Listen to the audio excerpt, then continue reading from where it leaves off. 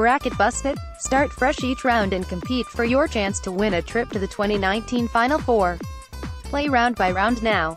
Year after year, no. 16 seeds have tried, unsuccessfully, to take down a no. 1 seed. Before Friday, they were 0-135 in first-round games. That was before number 16 seed UMBC stunned the world and took down no. 1 overall seed Virginia 74-54, it was equal parts inexplicable and incredible. It was history made and a barrier broken. We got our butts whipped, Cavaliers coach Tony Bennett said. That's a credit to the job coach Ryan Odom did.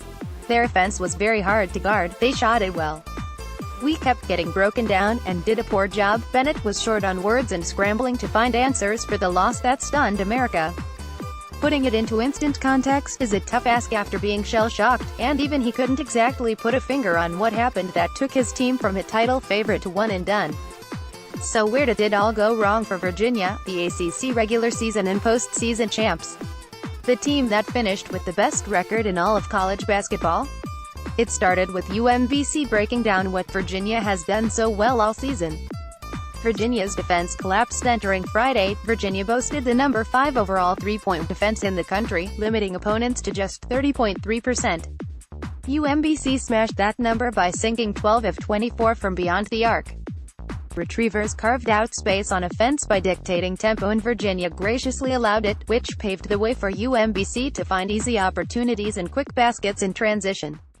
Here you can see UMBC with a quick pass in transition, and a three-pointer was in the air before 4 seconds had passed in the shot clock. When UMBC wasn't letting the rock fly from deep, it was in full-on attack mode. It played with zero hesitation. The Retrievers showed great intuition by knowing when to pull the trigger, and when to attack the basket. They finished 7 of 10 on layups, according to Stats Broadcast, and earned 11 of their 74 points on the fast break. Virginia's scoring defense ranked number 1 in the NCAA before Friday, allowing just 53.4 points per game. UMBC's 74 are the most the Cavaliers allowed to an opponent all season. UMBC's mismatches. UMBC doesn't have blue-chip players like Duke or North Carolina or other teams Virginia faces on a regular basis in the ACC, but matchup problems are matchup problems, and Virginia had them in spades. We had a hard time with their mobile fours and their four guards, and I don't know what to say but that, it was a thorough butt-whoopin', Bennett said. 4 of the 5 starters in UMBC's lineup finished in double figures, and only one, center Daniel Akin, stacked up taller than 6'6". The small lineup, although somewhat out of necessity given its roster, allowed UMBC to push the pace and essentially play small ball against Virginia. It was conducive to ball movement and, most important, ball security. The Retrievers turned it over just 12 times and, as evidenced by their 16 team assists, shared the wealth on offense by driving and kicking to find open teammates. The absence of DeAndre Hunter, Virginia's most versatile defender who suffered a wrist injury before the NCAA tournament, loomed large going into the big dance. His presence might not have eliminated all of the matchup woes but could have, at the least, mitigated some of the deficiencies UMBC exposed. Virginia went cold. Sometimes you can tell early when it's simply not your night. That wasn't exactly the case for Virginia, though.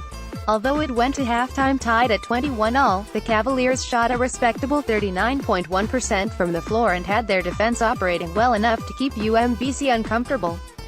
But part of the problem for Virginia was that it crawled into a shell offensively. It couldn't hermit its way out.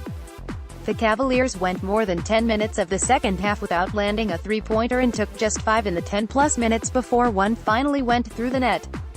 By that time, the Cavs were already down 16 points. Virginia shot 41%, 23 of 56, from the field, but the difference in the game came down to three-point inaccuracy. While UMBC hit 12 of 24, Virginia, which ranked 29th this season in three-point shooting at 39.0%, made just 4 of its 22 attempts from downtown. That's 18%. Had Virginia made its season average, this might have been a different story. But then again, there were so many different factors that went right for UMBC, and wrong for Virginia, that the what-ifs that produced this historic outcome are exactly what make this result so flabbergasting. It stings, Bennett said. But I tried to tell the guys that this is life. It can't